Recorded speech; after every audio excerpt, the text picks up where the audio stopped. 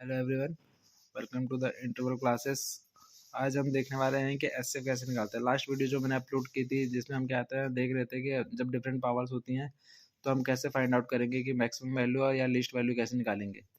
तो उसमें मैंने आपको बताया था कि अगर हम कॉमन्स का जो क्या आता है एसएफ निकाल देते हैं, जो उसकी पावर्स है उसका अगर एसएफ निकालते हैं तो कॉमन हो जाती है पावर और उसके बाद हम इजीली फाइंड आउट कर सकते हैं। बट वहाँ पर बच्चों को दिक्कत आ रही थी कि एचसीएफ ही कैसे निकालते हैं। तो मैंने सोचा कि आज वही बता देते हैं कि पहले हम इसकी फुल फॉर्म जान लेते हैं। इसकी फुल फॉर्म होती है हाईएस्ट कॉमन फैक्टर। अब आपने अक्सर देखा होगा कि एलसीएम और एचसीएफ, ठीक है, तो ये होता है लीस्ट कॉमन फैक्टर, लेकिन इसकी वैल्यू हमेशा हाई दिखती है आपको, और हाईएस्ट कॉमन फैक्टर इसकी वैल्यू हमेशा आपको लीस्ट दिखती होगी। तो ये ऐसा होता है क्यों है?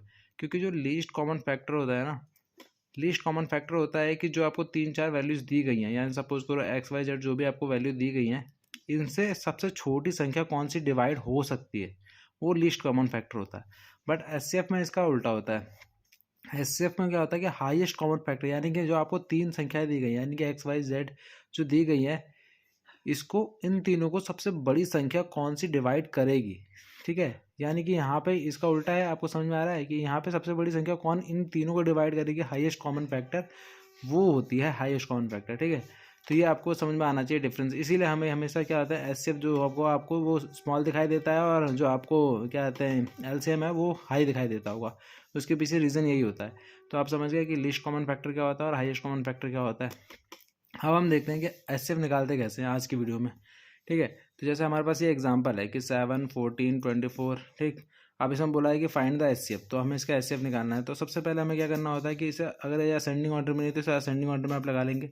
फिर उसके बाद जो पहली संख्या है, यानी कि जो सबसे स्मॉल संख्या है, उससे डिवाइड करना स्टार्ट करेंगे। तो हमने क्या करा, 7 से 14 को डिवाइड करना शुरू किया। तो अब 7 से 14 को अगर आप डिवाइड करेंगे तो क्या 2 टाइम्स चल जाएगा, ठीक है। तो ये कैंसिल आउट हो गया। अब इसी 7 से आपको क्या आता है 24 को भी डिवाइड करना है। तो आप 24 को करेंगे, ठीक है। तो अब क्या आएगा 7 3 जा 21, ठीक। तो हमारे पास कितनी वैल्यू बची 3। अब ये जो हमारे पास 3 आया, क्योंकि ये पूरी तरह डिवाइड नहीं हुआ है, तो आप 7 को भी इससे डिवाइड करोगे, ठीक है। तो 7 को हम इससे डिवाइड करेंगे। तो अब देखिए, तो अब हमने 7 को करा तो क्या हुआ 3 1 जा, और सॉरी 3 2 जा 6, बचा हमारे पास कितना 1। अब ये 1 जो है, अब ये 1 से हम क्या कहते हैं 3 को डिवाइड 7 को डिवाइड करेंगे। 7 तो 7 7 कैंसिल आउट हो गया, ठीक। अब इसी 1 से हम क्या कहते हैं 14 को करेंगे। तो 14 को भी 1 से करेंगे तो ये भी चला जाएगा, कैंसिल आउट हो जाएगा ईजिली, ठीक है। और इसी से ही अब जो लास्ट संख्या बची हमारी 24, हम इसको भी करके देखेंगे तो ये भी हो जाएगा, ठीक है। 24 1 जा 24, ठीक है। तो ये भी कैंसिल आउट। तो यानी कि इसका जो हाईएस्ट कॉमन फैक्टर होगा वो क्या होगा, आपका 1 होगा, ठीक है। ये बात आपको समझ में आई। अब हम अगला क्वेश्चन देख लेते हैं, ये वाला क्वेश्चन, इससे आपको और बेहतर तरीके से हो सकता है समझ में आ जाए। तो आप यहाँ पे देखिए कि जो 70 है, ठीक है, उस 70 से आपको क्या सबसे स्मॉल संख्या से आपको उससे थोड़ी बड़ी वाली संख्या को डिवाइड करना है। तो यहाँ 70 से हम 80 को करते हैं, ठीक।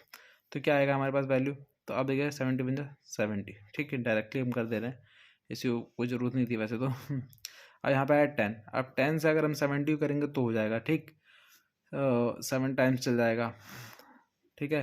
अब इसी 10 से ही अब हमें क्या करना है, बाकी संख्याओं को भी चेकआउट करना है। क्या 80 जा सकता है, ऑफकोर्स जा सकता है। 120 जा सकता है, ऑफकोर्स जा सकता है। 150 जा सकता है, ऑफकोर्स। तो इसका हाईएस्ट कॉमन फैक्टर क्या होगा, 10 होगा। अगर आपको थोड़ी बहुत दिक्कत है तो आप खुद से डिवाइड करके देख लेना। जैसा सपोज मैंने 150 करा तो क्या होगा 15 टाइम्स चल जाएगा ना ये 150। तो बस, तो यहाँ पे क्या है हाईएस्ट कॉमन फैक्टर आपका 10 है। तो हमें करना क्या है, हमें एक ऐसा कॉमन फैक्टर देखना होता है जो सबसे बड़ा हो, ठीक है। और वो क्या करते, जो आपके यहाँ पे वैल्यूज़ दी गई हैं इन तीनों को प्रॉपर तरीके से डिवाइड कर दे सबसे बड़ी वैल्यू। तो हाईएस्ट कॉमन फैक्टर वही हमारा कहलाता है। तो हमने 2 सवाल ये देखे हैं। तीसरा सवाल आपके लिए होमवर्क है ये वाला, ठीक है। ये होमवर्क मैं आपको दे रहा हूँ। तो आप लोग करेंगे इसे ट्राई एक बार, और नहीं समझ में आता है तो फिर आप लोग कमेंट करेंगे मुझे कि हाँ क्या इसमें दिक्कत आ रही है अभी भी आपको, और उसके हिसाब से मैं फिर अगली वीडियो बना दूंगा अगर नहीं समझ में आया इसके बाद तो, ठीक। Okay, thank you.